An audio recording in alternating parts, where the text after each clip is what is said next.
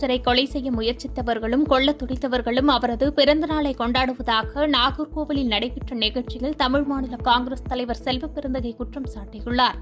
கன்னியாகுமரி மாவட்டம் நாகர்கோவிலில் நடைபெற்ற பெருந்தலைவர் காமராஜர் 122வது பிறந்தநாள் விழாவில் காங்கிரஸ் மாநில தலைவர் செல்வபெருந்தகை கலந்து கொண்டு காமராஜரின் புகைப்படத்திற்கு மலர் தூவி மரியாதை செலுத்தினார். அதனைத் தொடர்ந்து அதிக மதிப்பெண்கள் பெற்ற மாணவிகளுக்கு ஊக்கத்தொகை வழங்கினார்.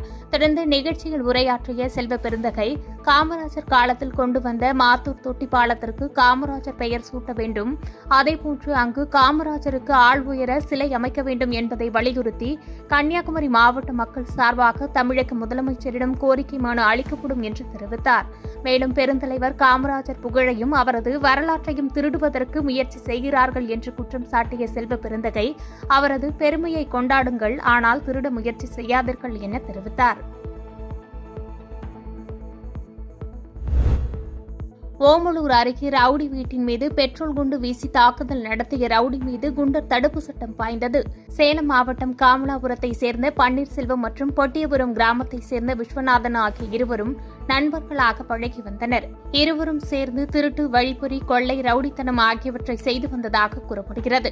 இந்த நிலையில் இவர்கள் இருவருக்கும் இடையே கடந்த 5 ஆண்டுகளுக்கு முன்பு மோதல் ஏற்பட்டு ஒருவரை ஒருவர் தாக்கிக் கொண்டனர். இதைத் தொடர்ந்து வெடிகுண்டு வீசி தாக்குதலில் ஈடுபட்டுள்ளனர். இதுகுறித்து ஓமலூர் போலீசார் விசாரணை நடத்தி இருதரப்பு வீட்டார் கொடுத்த புகாரின் பேரில் இரு தரப்பினர் மீதும் வழக்கு பதிவு செய்து பெட்ரோல் குண்டு வீசிய விவகாரத்தில் சிலரை கைது செய்து சிறையில் அடைத்தனர். இந்த நிலையில் பெட்ரோல் குண்டு வீச திட்டம் தீட்டி மக்களை அச்சுறுத்தும் வகையில் செயல்பட்டு வரும் பொட்டியபுரம் அண்ணாநகர் காலனியைச் சேர்ந்த விஸ்வநாதனை குண்டர் தடுப்பு சட்டத்தில் கைது செய்ய மாவட்ட காவல் கண்காணிப்பாளர் அருண் கபிலன் மாவட்ட ஆட்சியருக்கு பரிந்துரை செய்தார். இதையடுத்து மாவட்ட ஆட்சியர் பிருந்தாதேவி பெட்ரோல் குண்டு வீசிய விஸ்வநாதனை குண்டர் தடுப்பு சட்டத்தில் கைது செய்ய உத்தரவிட்டார். இதைத் தொடர்ந்து ஓமலூர் போலீசார் குண்டர் தடுப்பு சட்டத்தில் கைது செய்ததற்கான உத்தரவை சேலம் மத்திய சிறையில் உள்ள விஸ்வநாதனிடம் வழங்கினர்.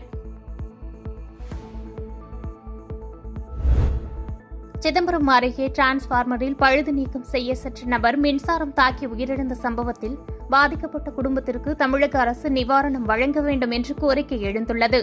கடலூர் மாவட்டம் சிதம்பரம் புலியடி தெரு பகுதியைச் சேர்ந்தவர் செல்வம். இவர் அவ்வப்போது டிரான்ஸ்பார்மரில் ஏற்படும் பழுது நீக்கம் செய்வதை வாடிக்கையாக கொண்டு வந்துள்ளார். இந்த நிலையில் லேசான சாரல் மழையுடன் காற்று வீசி வந்ததால் மின்சாரம் துண்டிக்கப்பட்டதாக தெரிகிறது.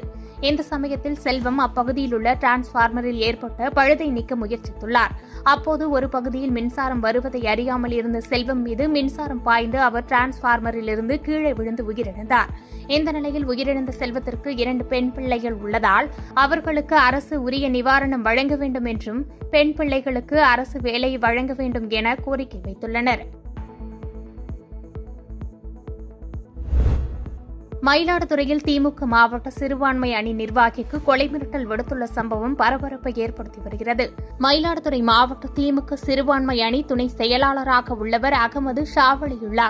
இந்நிலையில் கடந்த 1.5 மாதத்தில் இவருக்கு தொடர்ந்து வாட்ஸ்அப் மூலம் 3 முறை கொலை மிரட்டல் வாய்ஸ் மெசேஜ் வந்ததாக கூறப்படுகிறது. இந்நிலையில் நேற்று வந்த வாய்ஸ் மெசேஜில் மயிலாடுதுறையில் உள்ள அகமது ஷாவலியுல்லா அலுவலகத்தில் ஜூலை 17ஆம் தேதி பெட்ரோல் குண்டு வெடிக்கப் போவதாகவும் அதற்கு பிறகும் அரசியல் செய்ய வந்தால் ஆம்ஸ்டாங்கிற்கு நடந்ததை விட மோசமான சம்பவம் நடக்கும் என தெரிவிக்கப்பட்டுள்ளது. இதுகுறித்து அகமது ஷாவலியுல்லா தரப்பினர் மயிலாடுதுறை எஸ்பி அலுவலகத்தில் அளித்த புகாரின் பேரில் போலீசார் விசாரணையை தொடங்கியுள்ளனர்.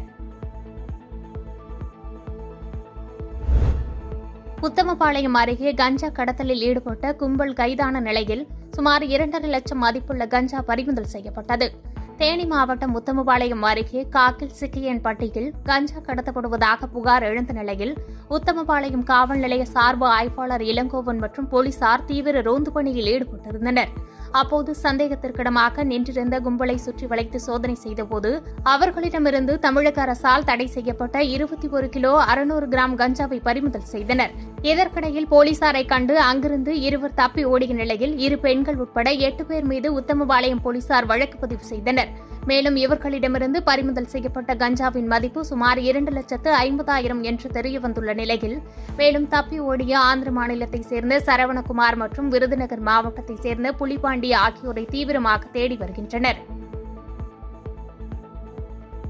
பாதகம் செய்பவரை கண்டால் நாம் பயங்கொள்ளலாகாது பாப்பா, மோதி மிதித்து விடு பாப்பா, அவர் முகத்தில் உமிழ்ந்து விடு பாப்பா. அண்மை செய்திகளை உடனுக்குடன் தெரிந்து கொள்ள இணைந்திருங்கள் இயம்நாடு தொலைக்காட்சியுடன்.